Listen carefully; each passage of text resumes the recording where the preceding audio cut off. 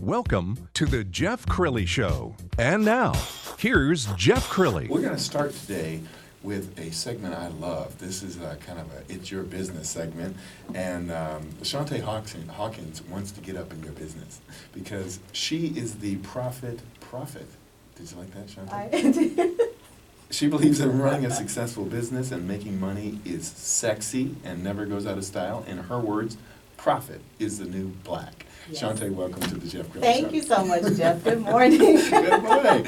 I've never had that intro before. Well, but yeah, thank you. Now, you have worked with some very, very large companies, but now you are really specializing in small businesses and helping them become bigger businesses.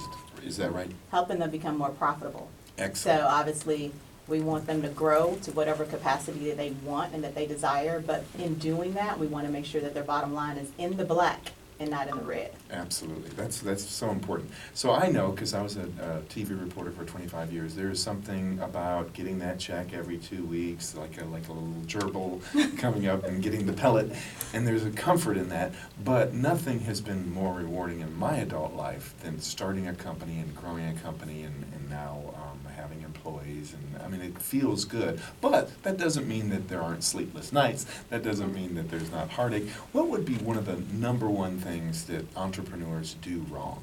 Oh gosh, one of the number one things that they do wrong, it doesn't matter if you're starting out, if you've been in business for years, you're not looking at the numbers. Okay. And you're not paying yourself. You were talking about, being in corporate and waiting for that paycheck every 2 weeks or whatever it is, once a month. But as an entrepreneur, one of the things you always want to make sure that you're doing is looking at your expenses, looking at your revenue, and in that expense, you want to make sure that you're paying yourself. You want to have salary, a line item with your name on it. Right. Because as the income is coming in, you also want to make sure that you are bringing home a check too. It doesn't Absolutely. matter that you've left corporate or that you're now running a business of your own. You should still, you got to eat too, right? You still got bills to pay. Right. So cash flow is important. Oh, yes, absolutely. Absolutely. Like, talk about cash flow and how much, if you're a boss and you have employees now, how much money should you keep in your checking account so that you can make sure that you're not bouncing checks on a Friday? Right. Yeah, that's not going to be a good feeling because you definitely want your employees to be able to get paid, right? That's Absolutely. You don't want them to go to their bank account and the money's not there. That's going to be a problem. But I say for employers, well, if you're a business owner, 3 to 6 months and even longer depending on how your business runs. So if you have clients that are paying you monthly, that's great. But if you have big inflows throughout the year, you want to make sure that you are putting some of that money aside so that when there may be a slowdown, or maybe you have a large investment that you want to make, maybe you want to upgrade your equipment, computers, just different things like that come along as a small business owner, that if you don't have the cash on hand, it can really be painful. But if you have the cash on hand, it's easier to be able to digest that. How about managing your money and making sure that you're writing off the most the law will allow? I mean, do you find that some of your clients aren't really paying attention to how much money they're giving to Uncle Sam? Oh, yeah. Not just some of my clients, but I would say the majority of business owners, if you don't have because the thing I hear is that the numbers aren't sexy, or I don't understand the numbers. I just look at my bank account, and if there's money there, then I know I have something to spend, which is the wrong way to manage your money, especially in your business. So what you want to make sure you're doing, you have a CPA and a bookkeeper. They could be one and the same, but you want to make sure that you're meeting with them, having conversations with them on a monthly basis, and updating them on things about your business as things are changing. So Right. if you're going into a different market, or you're going a different direction, or things are changing internally, you want to make sure you're communicating that with your CPA or your accountant.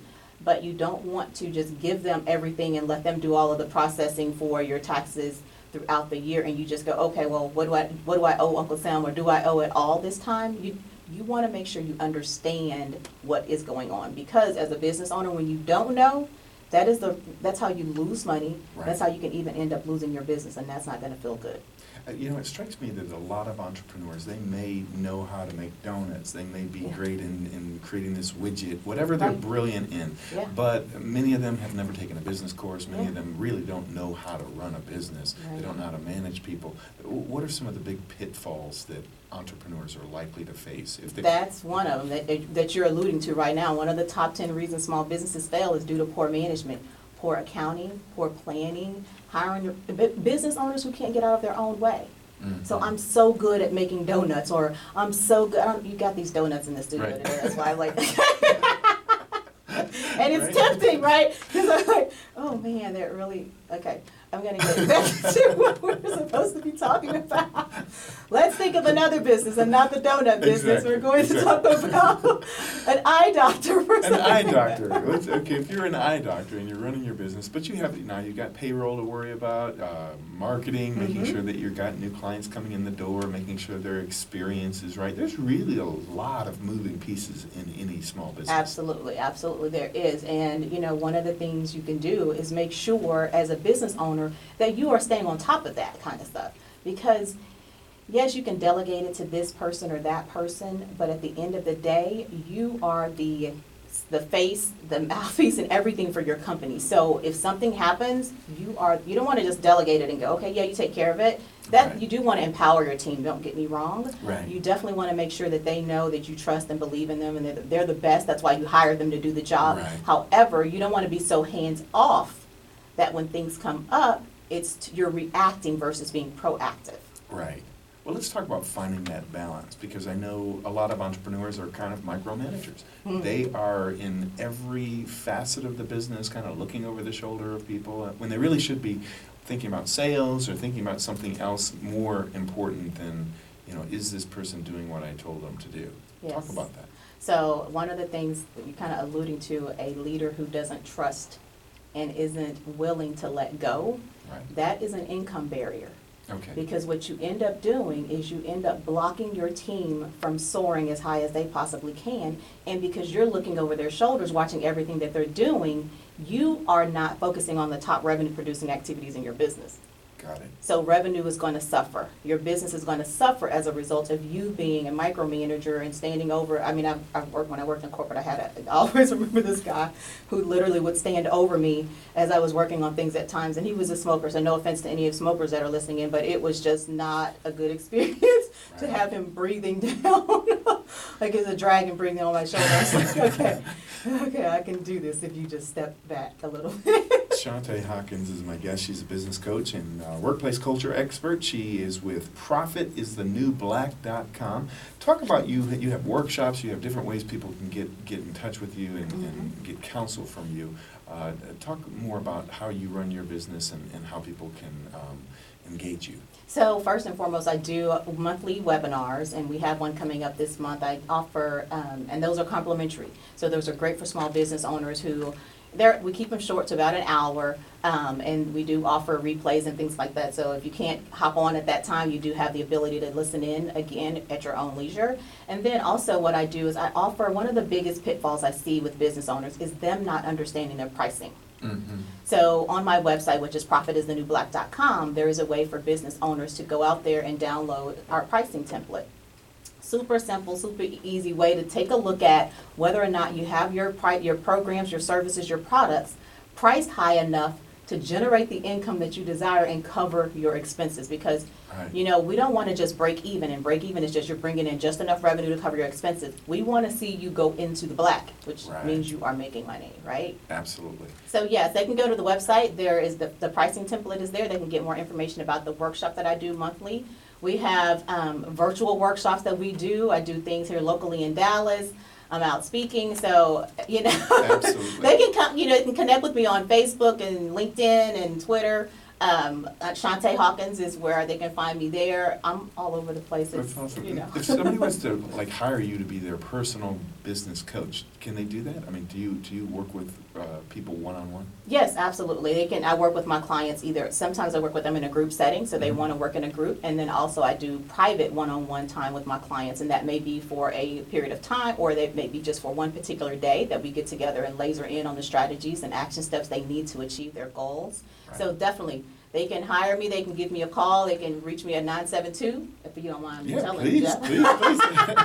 972-375-0777 is the way that anyone who's interested in having a conversation with me about growing their business, taking their income and profits to the next level. Because look, it's not fun. I had someone tell me once at dinner, a colleague, she said, Shontaye, the numbers just aren't sexy, because we were talking about that's one of the key things everyone needs to understand in their business. Right. Oh, Shontaye, well, the numbers aren't sexy. And I thought about it. I said, well, really what's not sexy is being broke, right? Like, that's not sexy. So as a business owner, if you're sitting there going, you know what, I'm making money, I don't know where it's going, or I'm not making the money that I desire, they can actually, just have them reach out to me, give me a call. How do you know when you're the right size? Like I had a client one time tell me that my he's an attorney, and he says, my company is much larger now. I have many more attorneys working beneath me. But when I only had 8 employees, that was when I was making the most money and putting the most money in my, retirement account. I speaking for myself, I just want to build my company as big as I can, but I'm not even sure why. Is it? I'm an empire builder. It's fun, yeah, right. But how do you know when to stop? I don't think there is a stopping point, and you have to really get clear about what's going to feel good for you. How much income are you desiring to bring home? How much money how impactful do you want to be? Right? Your business, you may not want to be a $500 million business. You may only want to have 10 employees. Like, that may be the max for you, because you're wanting to have certain things that you can take vacation. You can do certain things without the stress of the company. So it's really a self-defined, to me, success, right? You want to grow an amazing big company, and that's what success looks like for you. That may not look the same to another business owner who's like, you know what? I just like to bring in $500,000 a year. Right. 3 employees is going to be the max that and it may not even be an employee count. It may more be represented by an income number than it is an actual size of the company. Shontaye Hawkins, my guest on the Jeff Crilley Show. Thank you so much. Thank you, Jeff. ProfitIsTheNewBlack.com, Shontaye Hawkins. Thank you. When we come back, shows like Shark Tank has really made it sexy to become an entrepreneur, but there are plenty of pitfalls from a tech expert coming up next on the Jeff Crilley Show. More of the Jeff Crilley Show coming up.